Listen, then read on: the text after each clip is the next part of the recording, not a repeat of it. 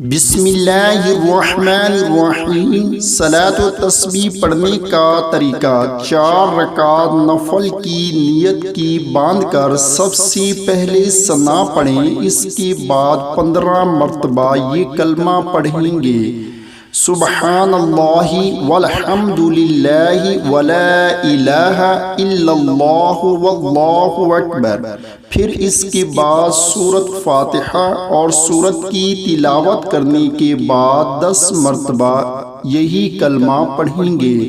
پھر رکوع میں جانے کے بعد یہی کلمہ 10 مرتبہ پڑھا جائے گا۔ قومے کی حالت میں 10 مرتبہ یہی کلمہ پڑھا جائے گا۔ پھر سجدے کی حالت میں 10 مرتبہ، پھر جلسے کی حالت میں 10 مرتبہ، دوسرے سجدے میں 10 مرتبہ یہی کلمہ پڑھا جائے گا۔